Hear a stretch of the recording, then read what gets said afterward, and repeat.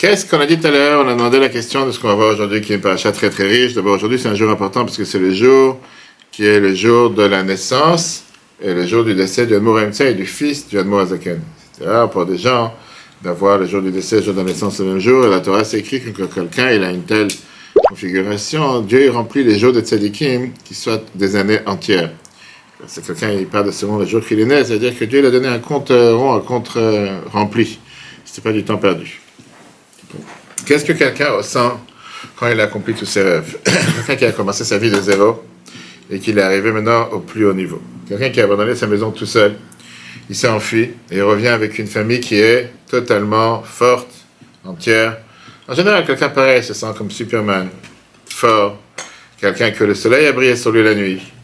Et là, on va voir comment la parole de cette semaine, la Torah nous raconte l'histoire tout à fait à l'envers de ce qui s'est passé avec Yaakov. Yaakov, il retourne en Israël après qu'il se trouve à un moment énormément élevé dans sa vie. Il y a à peine 20 ans, il a abandonné, il est parti avec un bâton et un sac, sans un centime dans sa poche. Il a peur, il s'enfuit de son frère, son grand frère qui veut le tuer. Passe les années en dehors d'Israël à Haran. Il retourne en Israël plus tard et là, on voit qu'il est énormément, réussi, avec une énorme famille, une énorme richesse sans limite. Et d'ailleurs, Yaakov lui-même le dit au début de la paracha de cette semaine, qui me makli. Avec mon bâton, j'ai traversé ce Jourdain, et maintenant je suis venu en deux grands camps, etc. En deux mots, il est revenu avec une énorme famille. Il a tellement de richesses qu'il doit séparer la richesse en deux groupes. Et Jacob, il pense que maintenant il est arrivé le temps de pouvoir s'occuper de sa famille. Maintenant, il a 4 femmes, presque 12 enfants. Pardon, il a des disputes avec son grand frère. Il n'est pas sûr que son grand frère, s'il veut faire la paix ou la guerre, il envoie justement des envoyés à son frère, à Esav, qui habite de l'autre côté du Jourdain, dans la terre d'Édom. Et il demande, viens, on retrouve une nouvelle page. Et viens, on laisse tomber les querelles. Et on se rappelle pourquoi Esav était contre lui, parce qu'il a dit qu'il lui a roulé 2 fois. Une fois, il lui a enlevé son droit d'aînesse, il a enlevé ses bénédictions, même si c'est pas vrai, peu importe. Ça, c'est la semaine dernière. Les émissaires reviennent et ils sont très énervés. Et qu'est-ce qu'ils disent? Que Esav, il est plein de colère. 20 ans sont passés, mais il a toujours cette rage, il a toujours cette colère, il veut toujours vous haïr. Les années passent, et même les années qui sont passées ne l'ont pas calmé, et on voit qu'il arrive avec 400 hommes, différents avis si c'était vraiment 400 hommes ou pas, pour pouvoir éradiquer, effacer, tuer, massacrer Yaakov et toute sa famille. Et là, il se passe quelque chose de bizarre. À la place de que Yaakov soit serein, tranquille, qui se base et qui s'appuie sur la promesse que Dieu lui a donnée. Que Dieu lui a donnée clairement en lui disant la fameuse phrase, pas tout le monde a eu la chance d'avoir une telle promesse. Ushmarticha bechol asher taleh, je vais te garder dans chaque endroit où tu vas. Kilo ezafra, je ne vais pas t'abandonner. Ad asher asiti et asher dibarti là, jusqu'à ce que je fasse ce que je te dis. Dieu, il dit à Yaakov, t'inquiète, t'es sur mon dos, je m'occupe de toi. Ne pas t'inquiéter, tu vas réussir. On voit que Yaakov, il est rempli de peur, il est rempli de panique. Il est rempli de panique, de peur que quoi? Qu'il va rencontrer son frère et qu'il va se faire déchirer, comme on dit en bon français. La Torah nous dit, Vayira Yaakov meod, Yaakov, il a eu peur, et ça lui a fait que il décide, il va savoir. 20 ans de haine, 20 ans d'horreur, il va savoir ce qui va nous arriver. On voit les miracles qui se passent aujourd'hui avec Israël et la Syrie. Quand on voit un pays qui a attaqué Israël en 67, 73, comme il est en train d'être totalement éradiqué de la planète, en espérant. Mais on peut prier à Dieu que les nouveaux ennemis qui arrivent sur le papier, que les précédents ennemis qui étaient là-bas, pas forcément. Mais là, Yaakov, il a peur. Yaakov, il prie à Dieu. Yaakov, il dit une phrase qui est justement, comme je dis aujourd'hui, on est le jour de la naissance et du décès du Admour Emtsai, le fils du Admour Azaken. La semaine prochaine, on va célébrer le 19 Kislev, qui est le jour de la libération de prison du Admour Azaken, le jour où la Chassidoute a commencé à répandre dans le monde, Chassidoute Chabad. Et là, il dit cette phrase en disant, peut-être que je ne suis pas apte à recevoir la protection divine que Dieu m'a donnée. Peut-être que le fait que j'ai tellement réussi, maintenant que je suis tellement riche, et maintenant que j'ai tellement grande famille, maintenant que tout va bien, il y a quelque chose qui cogne. En 2 mots, la phrase qui dit Katonti mikol hachasadim ou mikol haemet asher asita et avdecha. Peut-être à cause de toutes les bontés et de tout le bien que Dieu il a fait avec ton serviteur, je suis venu tout petit. J'ai perdu mon capital de protection que j'avais jusqu'à maintenant. Et Rashi te dit qu'est-ce que ça veut dire j'ai perdu ce capital de protection? Itma tous ruyotai, mes mérites se sont diminués avec toutes les bontés et la vérité que tu as fait envers moi. Et donc j'ai peur, peut-être que j'ai fauté par la faute, et au final, comme maintenant je vais rencontrer Esav, il va me tuer, moi et toute ma famille. C'est Yaakov, il ressent comme s'il marche arrière. Et comme si, oui, je suis venu sans rien il y a 20 ans, je suis venu avec un bâton, j'avais absolument rien, maintenant j'ai tout gagné, richesse, famille, tout ce que tu veux. Mais peut-être à cause de ça, j'ai perdu la protection divine. Ok. Et Yaakov était dit comme ça, peut-être que le capital, on va dire, le crédit que j'avais jusqu'à présent, qui était la protection divine, elle a été diminuée parce que j'ai eu tous ces gains matériels. Et deuxièmement, peut-être j'ai fait des fautes, et puisque j'ai fait des fautes, donc même si Dieu m'a promis clairement qu'il va être avec moi, maintenant il ne sera plus avec moi. Rabbi te dit, il y a quelque chose qui n'est pas clair ici. Parce que la norme chez un être humain, c'est que quand quelqu'un est réussi, il a plus de confiance en lui. Quelqu'un qui réussit, il n'a pas plus de désespoir. Quelqu'un qui réussit, il ne tombe pas dans la désespoir en disant, puisque j'ai réussi, va savoir ce qui va m'arriver. Au contraire, puisqu'il réussit, il est tellement content, il est fier, il s'est dit, je vais réussir encore plus, la preuve que j'ai la réussite avec moi. Le monde, en règle générale, se comporte d'une manière que quand quelqu'un est réussi, il est géant à ses yeux. Il s'est dit, maintenant voilà, je vois beaucoup plus, j'ai beaucoup plus de gens qui vont s'intéresser à moi, j'ai beaucoup plus de gens qui vont regarder sur moi, j'ai beaucoup plus de protection. En règle générale, on dit que la plus grande faute de quelqu'un qui est orgueilleux, de quelqu'un qui réussit, c'est de devenir orgueilleux. De quoi? Quelqu'un s'est dit, maintenant je suis très fort, maintenant j'ai réussi à monter telle boîte, maintenant j'ai réussi à faire telle affaire, maintenant j'ai réussi à faire telle chose. Et parfois, malheureusement, sur la route, écraser d'autres personnes. C'est disant, maintenant que je suis mieux, maintenant je n'ai plus besoin de me considérer avec qui que ce soit, je peux rabaisser qui que ce soit, parce que voilà, je veux beaucoup plus. Alors comment ça se fait qu'ici, dans la paracha, on voit que Yaakov, il développe un sentiment tout à fait à l'envers. Comme si, du fait qu'il a réussi, il a perdu le capital protection que Dieu lui a donné. Il y a les psychologues aujourd'hui, beaucoup de psy qui te disent qu'il y a ce qu'on appelle la peur de gagner. La peur de gagner, et c'est ce qui se passe malheureusement avec les gauchos ici aujourd'hui qui gèrent l'armée comme Herzl et beaucoup d'autres, il ne faut surtout pas prononcer le mot Nitzachon, il ne faut surtout pas gagner. Il faut faire peut-être des actions tactiques, ou des actions bêtes, que malheureusement il y a les 7 soldats qui ont été tués, dont 4 à cause de nos erreurs.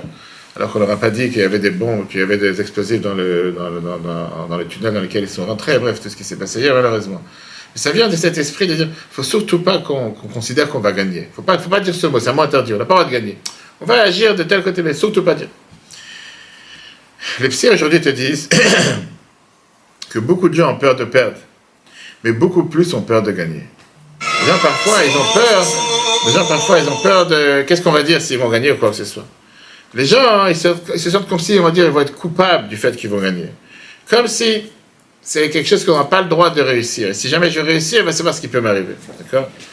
Et particulièrement chez les Juifs, il y a ce qu'on appelle ce sentiment parfois, qui est qu'on doit être considéré faible, on doit être considéré comme des gens qui vont aller ramasser des pièces de porte à porte. Après la guerre des 6 jours, il y a eu un livre caricatural qui est sorti, populaire, qui s'appelait Slicha Shenatzachnu. Et désolé qu'on a gagné. Comme si, faut s'excuser. C'est sûr, on n'aurait pas dû gagner, on n'est pas censé gagner à quoi que ce soit, d'accord? Qui était avec, c'était justement une manière comment on appelle ça, une manière un sentiment désolé qu'on est devenus les plus forts dans le Moyen-Orient, et comme on dit, quand on voit Baruch Hashem, après ce qui s'est passé le 7 octobre, comment Israël a réussi à éradiquer toute cette axe de mal qui a été créé par l'Iran, d'abord le Hezbollah, le Liban, Hamas, etc., maintenant la Syrie, et c'est pas encore fini. Mais toujours avec ce sentiment, il ne faut surtout pas le dire à voix haute, ou pas que les gens soient au courant. Mais encore une fois, oublions tout ça de côté. Yaakov, il n'habitait pas en Israël, il n'était pas en 2024. Qu'est-ce qui se passe derrière ce sentiment de petitesse qu'il développe du fait qu'il a énormément réussi, qu'il a construit une famille, qu'il est devenu riche et tout ce que tu veux, et à la place d'être fier et de dire, t'inquiète, en plus Dieu m'a promis qu'il va me protéger, c'est sûr que je serai protégé, je n'ai pas à m'inquiéter, Dieu est avec moi. Il a ce sentiment, non. Peut-être que maintenant j'ai tout perdu. Peut-être que le capital protection que j'avais jusqu'à présent, et maintenant il est vide. Pourquoi il a développé un tel sentiment? Deuxième question que Rabbi demande. On a dit que dans la même phrase, Yaakov dit peut-être que j'étais sali à cause de la faute. Quel est le danger? Qu'est-ce qui se passe que tout d'un coup il pense qu'il a fauté, puisqu'il a fauté, il n'a plus rien? Une des deux, si tu as fauté, va réparer. Tu as fait une erreur, fais tchouva. Va réparer, tu as fait une erreur, tu fais tchouva. Pourquoi tout d'un coup il doit se dire maintenant que tout va bien? Et j'entends que mon frère vient me faire la guerre. Peut-être que j'ai fauté, puisque j'ai fauté, tu vas dire, c'est maintenant que tu t'es réveillé que tu as fauté, tu as fait une erreur, répare. On va te réparer, tu vas te faire tu vas, c'est pas le bout du monde. En règle générale, on a une règle dans la Torah qui dit Altif Tarpeh. N'ouvre pas la bouche à Satan. Quand quelqu'un est dans un moment de détresse, quand quelqu'un est dans un moment difficile, il ne faut mieux pas parler des choses qui rappellent les mauvais souvenirs. On rappelle les choses, j'ai peut-être fauté. Ah, tu dis, t'as fauté, maintenant je reçois un claque en plus. Mais c'est pas le moment de dire, tu sais, tu te fais arrêter par la police et tu dis, tu sais quoi, où est ton permis, j'ai oublié à la maison, vous savez, j'ai pas d'assurance aussi. Qu'est-ce que c'est idiot? Rajoute pas les problèmes. T'as déjà un problème, rajoute pas un autre problème. Là, il voit il craint de peur que son frère va faire la guerre contre lui. Et il commence à dire, peut-être que j'ai fauté, pour dire quoi? C'est pas seulement que je dois me faire avoir, je dois me faire massacrer, mais en plus je dois avoir encore des punitions, c'est pas normal. D'ailleurs, on a vu la semaine dernière l'histoire avec Rachel, que Dieu nous en préserve. Comment la Torah te dit parfois qu'il faut faire attention à la langue. Quand Rachel, elle avait volé quand elle s'est enfuie de la vin de son père, etc., elle avait volé les idoles, etc. Et Yaakov n'était pas au courant. Yaakov, il avait dit à Lavan que celui chez qui on va trouver les idoles, ou ces vers de magie qu'il avait avec lui, il va mourir. Ce qui s'est passé, malheureusement, c'est que plus tard, Rachel est morte la première. Elle est morte à 36 ans. Donc, elle n'était pas au courant. Combien de fois on doit faire attention à ce qu'on parle? Alors, encore une fois, comment se fait-il que là, Yaakov, qui est censé maintenant confronter la bataille contre son frère, et qu'il a énormément réussi, et tout d'un coup, il développe ce sentiment inverse, qui est non. J'ai été rapetissime, mon capital protection est devenu beaucoup plus petit, et je ne sais pas si j'aurai cette protection divine devant moi. Et bien sûr, ce n'est pas la seule chose, la paracha te développe, comme quoi il a développé trois manières d'affronter son frère. La prière, la guerre, le cadeau, il a développé toutes les pistes. Il y a une centaine d'années, dans la ville de Radin, en Russie blanche, il y avait un juif riche qui a entendu parler de Rabbi Israël Meir HaKohen, qui était le Chafetz Chaim. Il voulait absolument le rencontrer. La charrette s'arrête à côté d'une maison, il revient de la synagogue. Un juif à côté de la synagogue arrive, et le riche lui demande à quelqu'un qui rencontre à la synagogue, où habite le Rav Akadosh Chafetz Chaim, le rabbin saint le Chafetz Chaim. Le juif lui montre au bout de la rue la maison du Chafetz Chaim, et après il dit à voix basse, nous, pas exagérer, le rabbin saint, tu aurais pu dire le Chafetz Chaim, comme ça les gens l'appelaient, tu n'as pas besoin de dire le grand rabbin, le saint, etc. Le riche, il est étonné, j'ai fait un voyage de si loin pour rencontrer le Chafetz Chaim, et toi, comme si tu banalises, comme si c'est quelqu'un qui veut rien. Sans réfléchir deux fois, il a pris son fouet qu'il avait avec la charrette, et presque il a massacré la personne en face de lui. Fils, tes parents, tu te moques de moi, j'ai fait tout un voyage pour rencontrer ce grand rabbin, c'est ça, et tu banalises comme si c'est quelqu'un de simple. Ok. Le soir, il rentre dans la maison du Chafetz Chaim, et là, presque il s'est évanoui. C'était la même personne qu'il avait rencontré le matin et qu'il a voulu lever le fouet pour le massacrer. C'est le Chafetz Chaim qu'il avait rencontré. Je veux dire, il s'est dit, je ne sais pas où me cacher. Je pensais que c'était quelqu'un d'autre et je rencontre que c'est la personne que je voulais rencontrer. Et là, le Chafetz Chaim m'a dit, t'inquiète, j'ai appris de toi une halakha importante que même la Shonara, on n'a pas le droit de parler sur ça. Moi, le Chafetz Chaim, quand il l'a rencontré le matin, il a dit, tu n'es pas obligé de faire de cette personne si grand. Parlons de lui. Ça aurait pu me coûter la vie. Tais-toi. Quelqu'un t'a dit, t'es un grand rabbin, qu'est-ce que ça te dérange de dire? Oui, je suis un grand rabbin, tais-toi. Qu'est-ce que ça me dire? Non, pas un grand, petit. Laisse tomber. D'accord. Intéressant. Ok, très bien.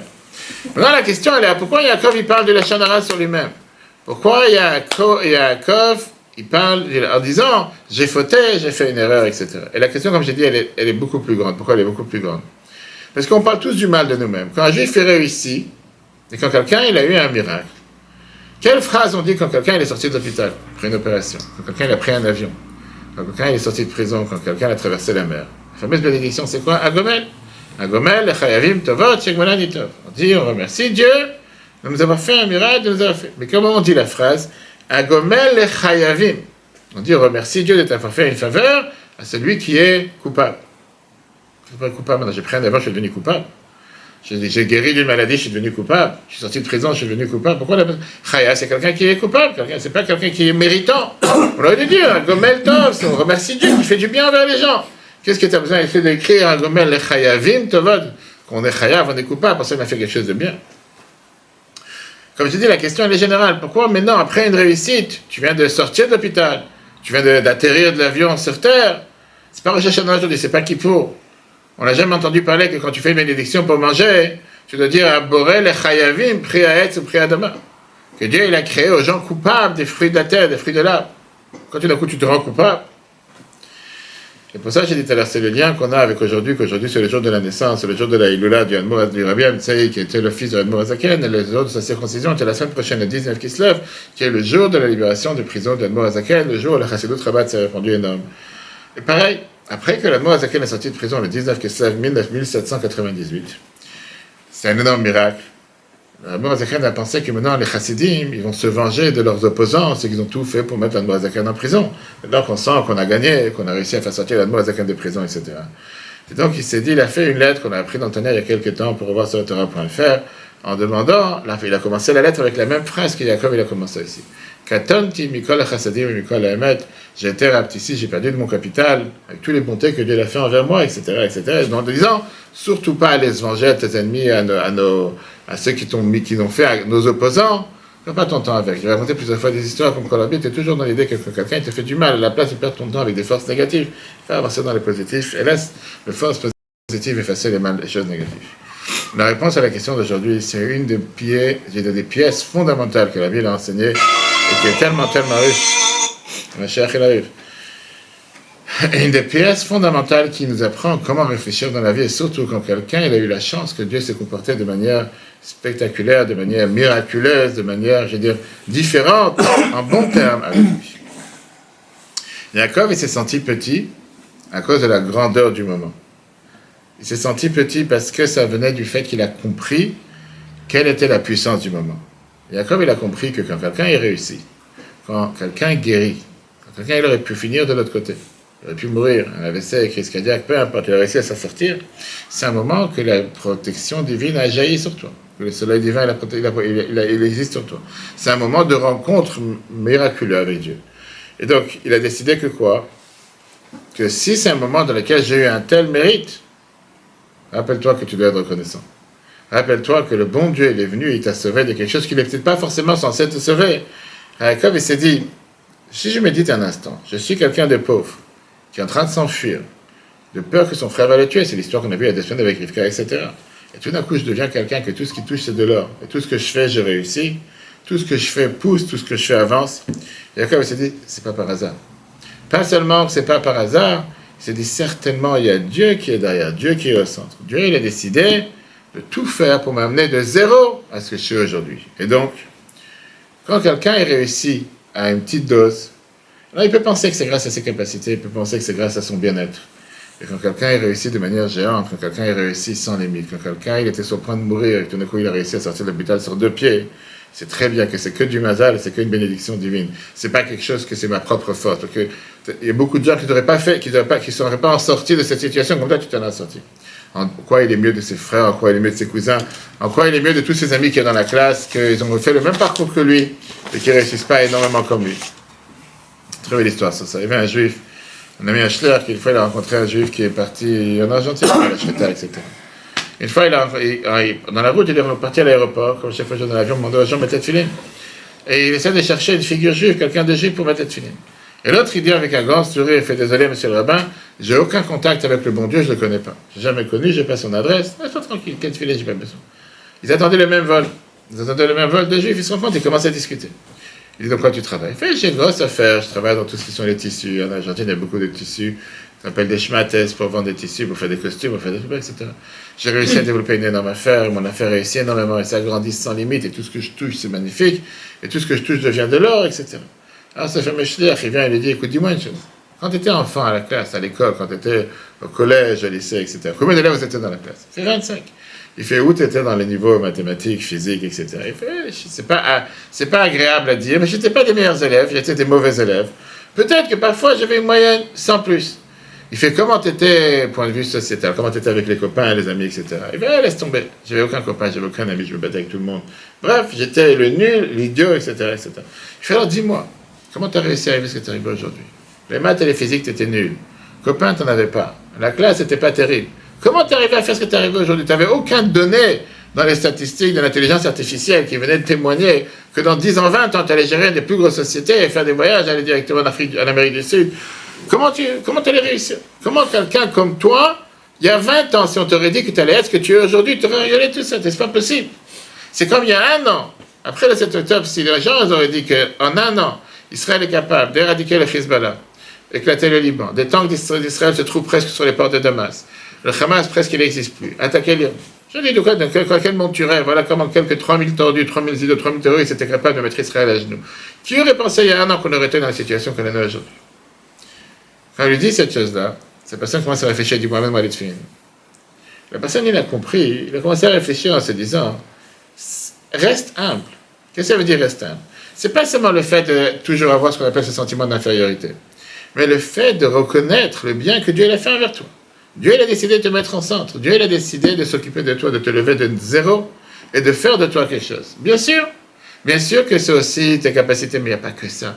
Parce que statistiquement parlant, mathématiquement parlant, il n'y avait aucune raison que 20 ans plus tard, tu aurais dû arriver à ce que tu arrives aujourd'hui.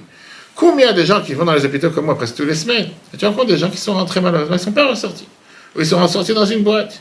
Ou des gens que l'opération n'a pas marché, ou des gens que l'enfant il n'est pas né vivant. Il y a des centaines et des centaines de cas tous les jours. Les gens, c'est la norme. Quand tout s'est passé, pas comme tu pensais qu'elle allait se passer, que tu as réussi à t'en sortir. Katonti Mikol Chassadim, Yaakov est en train de dire, tu sais quoi, là c'est mon reste humble. Reconnais qui c'est qui permet de te sauver. Et donc, maintenant que Dieu il a décidé de t'approcher proche de lui, dis-toi, tu sais quoi, peut-être une seule petite tâche, c'est pas comme il faut. Parce que maintenant que Dieu s'occupe de moi, je dois être top, c'est-à-dire je dois valoir, je dois mériter ces miracles et ces bonheurs qui ont été donnés avec moi. Et peut-être que je ne le mérite pas. Et peut-être que le fait que j'ai eu tellement de miracles, ça veut dire que demain, je n'aurai pas un autre miracle, parce que j'ai déjà eu mon capital de miracles. Pour ça, Yaakov, il s'est senti bas. Pourquoi Yaakov, il s'est senti bas? Il s'est senti bas parce qu'il s'est dit peut-être que je ne suis pas apte à recevoir ces miracles. Il s'est dit pas parce qu'il dit je vaux rien, parce que je suis quelqu'un qui est nul, je suis quelqu'un qui n'a aucune valeur. Non, parce qu'il s'est dit le fait que Dieu m'a approché de lui, pourquoi moi? Pourquoi moi, je justifie d'avoir reçu autant de miracles? Et si j'ai reçu autant de miracles, qu'est-ce que Dieu il attend de moi? Si Dieu il a décidé de me sauver de la manière comme il m'a sauvé, il y a un message derrière. Comme le fameux Donald Trump. On peut penser de lui ce qu'on veut. Qu'une fois pendant la campagne, il n'arrêtait pas de dire que les gens lui ont dit que quelqu'un qui a été sauvé de 2 tentatives d'assassinat, il a certainement mission sur Terre. Et c'est totalement la manière de penser. Parce que quelqu'un de normal, qui a reçu 2 tentatives d'assassinat, il aurait dû mourir à 2 fois. Et il est resté vivant, c'est que certainement que Dieu lui prévient une mission sur Terre. Pour défendre Israël dans le monde, peu importe, pour 1001 choses. La Bible t'explique, c'est ça pourquoi on rendait la bénédiction à Gomel le Chayavim Tovot. C'est quoi qu'on a prononcé le 12 Tammuz 1961. Pourquoi on dit quand on a pris un avion, qu'on est sorti de l'hôpital, qu'on est sorti de prison, qu'on a passé le désert, pourquoi on dit qu'on remercie Dieu d'avoir fait des bonheurs et des miracles à quelqu'un qui est coupable? Le fait que quelqu'un il a réussi dans la vie, ça le met à un certain niveau proche de Dieu. Et donc il comprend que ce qui s'est passé, maintenant, je ne peux plus être le même. Il s'est dit, pourquoi moi? Est-ce que moi je suis apte au miracle que Dieu me donne? Et pas seulement est-ce que je suis apte, mais surtout la question qu'il doit se demander, comment rendre à Dieu le bien qu'il fait envers moi? Je suis rentré d'Israël, je rentre à la maison, je tombe dans la maison, je tombe par terre, je dois aller à l'hôpital en urgence, je ne sais pas ce qui va se passer avec moi. Et le lendemain, ou 2 jours après, je sors de l'hôpital, qu'est-ce que Dieu attend de moi? Il y a beaucoup de gens que ça se peut qu'au milieu de la vie seraient tombés. Personne n'aurait entendu qu'ils sont tombés, personne n'aurait su quoi que ce soit, qui seraient finis avec, je ne sais pas, des hématomes ou des choses qui seraient restées à vie. Il va savoir si serait sorti le lendemain. Et moi, Dieu a décidé qu'au moment où j'ai eu tel et tel problème, j'étais capable de pouvoir appeler de l'aide, que l'aide est venue en urgence, et que j'ai pu partir à l'hôpital, et je vois des examens, et juste dans tel hôpital, et juste dans tel pays, et juste dans tel endroit, et 2 jours après, je sors comme si rien n'était. Eh bien, quelque chose. Ça doit me dire certainement, Dieu il attend quelque chose de moi. En quoi je dois être différent aujourd'hui de ce que j'étais hier, en quoi je peux évoluer aujourd'hui par rapport à ce que j'étais hier. Jordan Sachs, c'était le directeur de l'appel unifié en Amérique. C'était la grande collecte de Fédération d'Amérique. On a vu cette vidéo plusieurs fois. Il était très très riche. Il faisait beaucoup de philanthropie en Amérique à toutes les institutions juives. À la fin des années 60, il est rentré à Yechidut Shel Rabbi. Il a dit qu'il a un grand rêve de faire un compte avec $100 millions à l'intérieur. Et de pouvoir, avec des intérêts, pouvoir donner à tous les intérêts qu'il va recevoir, donner aux institutions juives, grandir, etc. Rabbi dit, je ne suis pas d'accord, je pense qu'à la place de mettre ça dans un compte bloqué qui ne va rien faire avec, investir dans l'éducation juive, et surtout dans l'éducation, rapprocher les enfants juifs à la Torah et au Mitzvot. Il a écouté, mais au final, le conseil que Rabbi lui a donné, il a bien fait, il dit, c'est le rabbin, je vous respecte, restez avec vos livres, vos trucs, laissez-moi tranquille. Passe 19 ans. Il avait une fille qui s'intéresse au judaïsme. Et elle lui a dit, écoute, tu es maintenant à New York, va voir le Rabbi de Lubavitch, prends $1 du dimanche, c'est bénédiction, pourquoi pas, c'est à la mode, c'est clair. Il a dit à personne qu'il arrive. Et il était dans la queue avec les milliers de personnes qui attendaient. Vous voyez, il y avait un moyen de rentrer en vie pour les gens qui n'ont pas le temps d'attendre la queue ou quoi que ce soit. Le Rabbi donne $1. Et le Rabbi le regarde, la première seconde de toute la vidéo. Ni personne n'a présenté ni quoi que ce soit. Le Rabbi le regarde et lui dit, alors qu'est-ce que tu fais pour l'éducation des enfants juifs? On a parlé ensemble il y a 19 ans. Des centaines de milliers de personnes passent. Et lui, là, il est choqué. Quand si le Rabbi a arrêté la montre, il se rappelle le point qu'ils ont passé et qu'ils ont parlé ensemble il y a exactement 19 ans. Ces mots-là, ils ont fait exploser. On voit dans la vidéo, il fait Rabbi, you're amazing. Il fait c'était extraordinaire. Il fait c'est passé 19 ans. Il n'avait pas à croire. Il fait quoi? Il y a 19 ans, on a parlé ensemble. Tu te rappelles ce qu'on appelle comme si on a parlé il y a 2 secondes. Et tu te rappelles, tu demandes la question qu'est-ce que je fais? Et Rabbi lui dit la phrase suivante. Qu'est-ce qui va en sortir pour la communauté du fait que moi je suis extraordinaire? C'est un bel frère. Mon Rabbi dit Le fait que tu as un don, qu'est-ce que tu fais avec? Le fait que tu as une capacité, Dieu t'a donné une certaine bénédiction, Dieu t'a donné un certain pouvoir, Dieu t'a donné une certaine possibilité d'aider, qu'est-ce que tu en fais avec? Tu étais extraordinaire. Et alors, extraordinaire. Utilise. Tu as un don que Dieu t'a donné, tu as une capacité que Dieu t'a donnée. Fais quelque chose avec, pour le reste de l'humanité, pour la société, etc. Avec ça, la Torah nous explique pourquoi on voit que dans toute la Torah, on voit presque pas de louanges. Taper sur l'épaule pour dire bravo, kol hakavod, c'est magnifique. C'est comme aujourd'hui, on essaie de, je veux dire pas lécher, mais je ne sais pas comment, de toujours vouloir mettre en valeur quelqu'un qui a bougé un doigt. On ne voit pas ça dans la Torah. La Torah, elle n'est pas, on va dire, à verser des kilos de louanges pour qui que ce soit. L'approche de la Torah, elle est, tu as fait ce qu'il faut faire, magnifique. Continue, avance, fais ce que tu dois faire dans la vie, et un jour tu recevras un jour de l'aide ou quoi. Arrête d'attendre que quelqu'un te tape sur les épaules et qu'il vienne t'embrasser la main et les pieds tous les jours. Donc, bravo, fais ce que tu dois faire sur terre. Le reste, c'est... En 2 mots, si tu fais ce que tu dois faire, c'est tout à fait normal. C'est pas parce que tu as fait ce que tu dois faire que pour ça que tu reçois des louanges à longueur de journée. Il y a une seule fois que la Torah donne des louanges sur une personne, et on parle de Moshe. La seule fois que la Torah te donne des louanges sur Moshe, qu'est-ce qu'elle te dit? Ve'aish Moshe, Anav Meod, Moshe était la personne la plus humble de toutes les personnes qui sont ça. C'est les louanges que la Torah te donne sur Moshe, qui étaient les plus humbles. 10 mots. La Torah, elle vient te dire pour te dire comment Moshe était la personne la plus humble que tous les hommes qu'il y a sur terre. Il était tellement humble qu'il était prêt à dormir sur un morceau de carton dans le métro.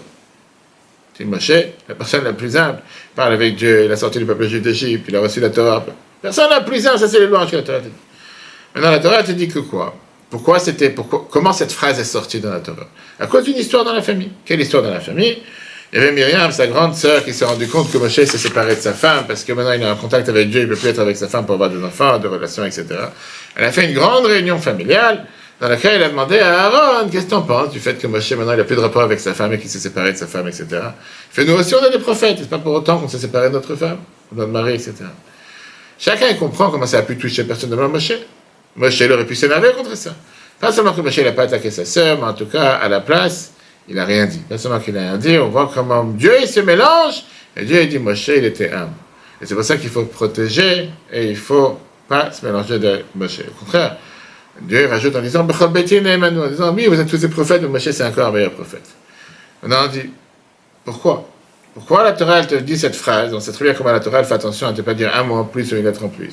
C'est contre les règles normales. Comment quelqu'un qui peut être plus intelligent, avec un plus bon cœur, avec quelqu'un qui est plus sain que tous les autres, qui voit tout le monde, qui dit de haut et pas d'en bas, comment cette personne peut se sentir plus bas que tout le monde? Comment cette personne peut se sentir plus humble? Comment la personne qui est arrivée à l'endroit le plus élevé dans l'histoire, qui a gagné Pharaon, qui a gagné Og, qui a fait descendre du pain du ciel, qui est monté 3 fois dans le ciel 40 jours, il peut se considérer la personne la plus humble, comme n'importe quel SDF ou quelqu'un qui est dans la rue, qui n'a même pas un toit sur la tête et qui dort dans le métro. En 2 mots, qu'est-ce que Moshe il a dû se dire quand il a mérité d'avoir ce moment de tranquillité sur terre? Moshe savait très bien que c'était un personnage qui a existé une fois et qui n'existerait pas une autre fois. Donc comment une telle personne peut se sentir humble? Dans le monde en réel, quand tu vois un Elon Musk, tu vois n'importe quelle autre personne, je pense pas que c'est les gens les plus humbles sur terre. Oui, Bachar el-Assad, que Dieu efface son nom, il avait tout cet hangar avec toutes ces magnifiques belles voitures, je ne sais pas qu'est-ce qu'il faisait avec, parce que je ne pense pas qu'il roulait avec eux en Syrie. Mais quand tu vois ce qu'on découvre ces derniers jours, comme je dis hier soir dans le cours, ceux qui siégeaient au Conseil de sécurité des Nations Unies, qui n'ont jamais touché une mouche, qui n'ont jamais fait du mal, ça c'est ceux qui sont là pour gérer le monde, avec une telle richesse personnelle, et le peuple n'a même pas de quoi manger dans la rue, mis à part massacrer des centaines de milliers de son peuple avec des gaz chimiques et tout ce que tu veux. Bon, quelqu'un normal, quelqu'un qui a une telle réussite, il n'est pas humble. Comment tu peux dire que Moshe, qui est au plus haut niveau sur le podium, tu aurais dit que c'était la personne la plus humble? Et la réponse, elle est comme on l'a vu avec Jacob. C'est justement à cause de ça. Pourquoi à cause de ça? C'était une petitesse qui vient de la grandeur. Moshe se rappelait en 2 mots, il s'est bien rappelé quel cadeau il a reçu une fois, quel don Dieu lui a donné, et qu'est-ce que Dieu attend de lui. Moshe se rappelait comme quelqu'un, c'est qu'un coursier qui est en train de faire passer des diamants. Il a dit, j'ai un énorme devoir sur terre, les diamants ne sont pas les miens. Mon devoir, c'est de faire passer les diamants à la prochaine génération. C'est dit, oui, je suis quelqu'un qu'on m'a confié, mais je suis un simple transporteur. Je suis pas là quelqu'un qui vaut beaucoup plus. Il raconte une histoire avec un des grands du peuple juif, le Sadiagan, qui était celui qu'on a fait beaucoup de versets de la prière, etc., sont repris de lui. C'est le premier qui a écrit le livre de philosophie juive. Et lui, il a forgé, si on peut dire, toute la communauté juive dans les pays arabes. Une fois, ses élèves, ils ont vu qu'il était assis par terre en train de pleurer sur ses fautes. Ils ont dit, quelle faute un tel rabbin peut faire, que quelqu'un est tellement parfait, quelle faute il peut faire. Ils lui ont demandé la question. Il a dit, je vais vous dire une histoire. Une fois, j'étais tellement orgueilleux de l'honneur qu'on me donne, que j'ai décidé de disparaître pendant quelques mois, et d'essayer de servir Dieu que moi-même, entre moi-même, que personne ne se croit. Je partageais de ville en ville. Chaque nuit, je dormais dans un autre endroit. Une fois, je suis arrivé dans une auberge. Celui qui m'a accueilli à l'auberge était quelqu'un de très très simple. Il m'a donné un repas du soir très basique, je suis parti dormir dans ma chambre. Le matin, je continue ma route, et tout à coup, je vois l'autre qui court derrière moi. Il pleure et il me dit, désolé Rabbi Saadia, désolé, j'ai pas pensé, je savais pas que vous étiez cet invité si important. Si j'aurais su que vous étiez la personne si importante que vous êtes, j'aurais peut-être accueilli beaucoup plus grand, de manière beaucoup plus grandiose, avec beaucoup plus d'importance, etc. Je lui ai dit, je ne sais pas de quoi tu parles. Tu m'as invité de manière magnifique, qu'est-ce qui manquait hier? Il manquait absolument rien. Il fait, non, je t'ai invité comme un invité simple. Je t'ai pas invité comme un invité important. Si je savais que tu étais quelqu'un de grand, là, je t'aurais invité avec, je sais pas, avec du caviar, va savoir, je sais pas quoi d'autre, avec des tapis rouges, et tout le reste, etc. Rabbi Sadiagan, notamment, il dit, cette personne m'a appris une leçon dans la vie, qui veut dire, chaque fois que je fais le schéma le soir avant de dormir, je me dis la même phrase. Hier, par rapport à hier, mon service de Dieu aujourd'hui était comme il faut. Mais est-ce que ce service de Dieu que j'ai fait hier était suffisant par rapport à ce que Dieu il attend de moi aujourd'hui? Est-ce que le fait que j'ai fait quelque chose aujourd'hui, est-ce que Dieu il attend de moi par rapport à demain? Et c'est pour ça que chaque soir je m'assois et je réfléchis. Peut-être que hier ce que j'ai fait c'était bien, mais c'était bien pour hier. Peut-être qu'aujourd'hui Dieu il attend de moi quelque chose de plus. Donc si c'est pour refaire ce que j'ai fait hier, pourquoi j'ai gagné cette journée? La Torah me dit c'est la leçon qu'on apprend de Jacob, pareil avec cette question. C'est une question qu'on a demandé chacun. Vous savez, Jacob qui était le Bechir Shebaot, on tous appelés les enfants d'Israël, les enfants de Jacob. On doit se poser cette question tous les jours. Dieu il a fait que je suis en vie aujourd'hui. Dieu il a fait que je suis en bonne santé. Dieu il a fait que j'ai réussi à faire ce que je fais. Peu importe avec les cassettes et les autres. Si je suis là, Dieu il attend de moi quelque chose. C'est pas pour se dire maintenant je dois me taper sur l'épaule, Dieu magnifique, Kolakavod, tu as fait tellement de bonnes choses. Maintenant tu peux prendre ta retraite, vivement la retraite à 55 ans ou à 50 ans, on va savoir. Agis, bouge. Dieu t'a donné un jour de vie, un jour de santé. C'est qu'il attend de toi d'agir. Et plus tu agis, plus tu vas recevoir des bonheurs, et plus tu dois savoir rester humble. Pourquoi rester humble? Parce que tu dois te rappeler que si Dieu il aurait donné ses dons à quelqu'un d'autre, peut-être qu'il aurait été 1000 fois mieux que toi. Le fait que Dieu te les a donnés, comme on était là, si tu transfères, tu fais un transfert de diamants, mais ce n'est pas les tiens. Quand Dieu il fait une bonté envers une personne, quelqu'un qui est malade, qui a guéri, quelqu'un qui a eu un danger, qui est sorti de ce danger, combien il est redevable?